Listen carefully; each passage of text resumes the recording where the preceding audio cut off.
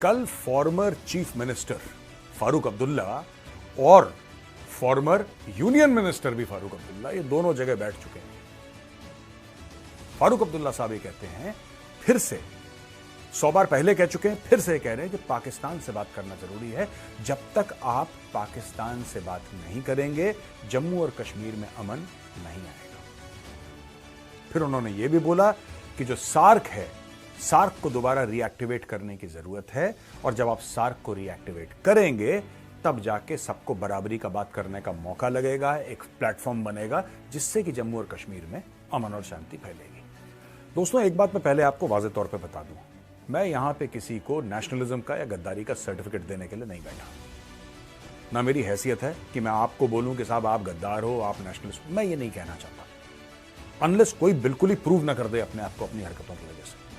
I am not in this business of giving certificates to people. लेकिन एक बात मैं कहना चाहता हूं कि यहां पे फारूक अब्दुल्ला जी वही शब्दों का इस्तेमाल कर रहे हैं जो पाकिस्तान करता है। ये सार्क वाला, जो ये सार्क की खुजली है, ये पाकिस्तान फॉरेन ऑफिस की खुजली है। पाकिस्तान फॉरेन ऑफिस अक्सर और पाकिस्तानी सरकार के बड़े बड़े अफसर, उनके मंत्री अक्सर यही बात करते हैं कि सार्क को एक्टिवेट करो। भारत सार्क को खा गया, भारत ने सार्क को खत्म कर दिया।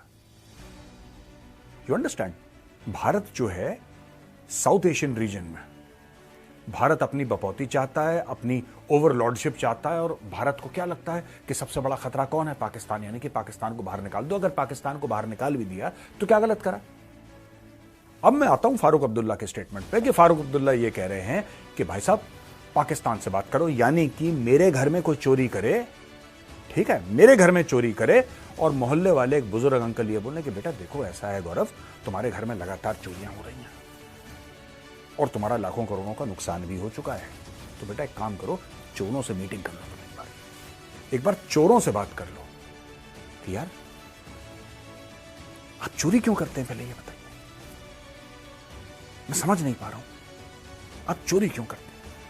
और दोस्तों, सिर्फ ये बात नहीं कह रहे फारूक अब्दुल्ला ये कह रहे हैं कि साहब उनको हमसे परेशानी है, हमें उनसे परेशानी है। उनका ये कहने का मतलब है कि भारत भी कुछ गड़बड़ करता है, भारत भी पाकिस्तान के खिलाफ एक्शन लेता है। और ये वो लोग थे जिनको हमने सबसे ऊंचे कॉन्स्टिट्यूशनल पद, संवैधानिक पदों पर बैठा रखा है इस देश में। अब आप समझ गए आपने किस लेवल पे लोगों को बैठा रखा है और देश की सुरक्षा की बागडोर कभी ना कभी डायरेक्टली या इनडायरेक्टली इन लोगों के हाथ में रही है। जब हम कहते हैं ना, लगातार कहते हैं कि किले के दरवाजे अंदर से खुलते हैं, यही मतलब है इसका। जब जम्मू और कश्मीर में बात आती है कि जम्मू और कश्मीर में आतंकवाद हो रहा है, पाकिस्तान से बात हम करें, अच्छा पाकिस्तानी आतंकवाद करवा रहा है जम्मू और कश्मीर में, पाकिस्तानी आतंकवाद करवा रहा है। कल इनका बयान आया कि अभी भी सरहद पार से लोग आ रहे हैं, ये कह रहे हैं खुद। तो भाई सरहद पार से कौन भेज रहा है? सरहद पार से कौन भेज रहा है ये चीजें अंदर? ये तो बताइए, हु इज रिस्पॉन्सिबल? क्या इंग्लैंड भेज रहा है, जर्मनी भेज रहा है, मंगोलिया भेज रहा है, जापान भेज रहा है, ऑस्ट्रेलिया भेज रहा है, अमेरिका भेज रहा है? कौन भेज रहा है? लाइन ऑफ कंट्रोल से कौन सा देश भेज रहा है? पाकिस्तान भेज रहा है। छाती ठोक के लश्कर तैयबा ये कहता है कि यात्रियों को हमने मरवाया, ये ऑपरेशन हमारा है। वो एडमिट कर रहा है, लश्कर तैयबा खुद बोल रहा है, ये करे ना पाकिस्तान से बात करो, पाकिस्तान से बात करो। अब मैं आपको यह बताता हूं पहले कि हमें पाकिस्तान से ये जो कहते हैं ना बात करो, मैं आपको यह बताता हूं कि क्यों कहते हैं पाकिस्तान से बात करो, इसका कारण क्या है। क्या इसका कारण पाकिस्तान प्रेम है? मुझे नहीं लगता पाकिस्तान प्रेम है। ये लोग किसी से भी प्रेम नहीं करते, ये सिर्फ खुद से और अपने परिवार से प्रेम करते हैं। और ये कश्मीर, मैं बता रहा हूं आपको दोस्तों, मैं तो कश्मीर बहुत जाता हूं, मेरी दोस्ती है वहां पे। कश्मीर जितना पॉलिटिकली चार्ज्ड है ना, कश्मीर उतना ही पॉलिटिकली चार्ज्ड है जितना उत्तर प्रदेश है, जितना बिहार है। और हैं वहां पे कुल मिला के कितनी लोकसभा की सीटें, कुछ भी नहीं है वहां पे, पॉपुलेशन कुछ भी नहीं है कश्मीर की, लेकिन it is highly politically aware, highly politically charge. होते हैं कुछ स्टेट्स, होते हैं, ऐसा होता है। अब छोटी सी बात मैं आपको बताता हूं, फारूक अब्दुल्ला ऐसा क्यों कहता है और बार बार कि उनसे बात करो, पाकिस्तान से बात करो। अभी कुछ समय पहले नहीं बोला था कि पाकिस्तान के पास उसने चूड़ियां थोड़ा पहन रखी हैं, उसके पास एटम बम पड़ा हुआ है, ये सब ये क्यों धमकियां देता है इस तरीके से? इसका बाप भी यही काम करता था। ये खानदानी बीमारी है भैया, ये जेनेटिक फ्लॉ है अब्दुल्ला परिवार में। ये बाप बेटा उसका बेटा ये यही बार बार यही चीज रिपीट कर रहे हैं।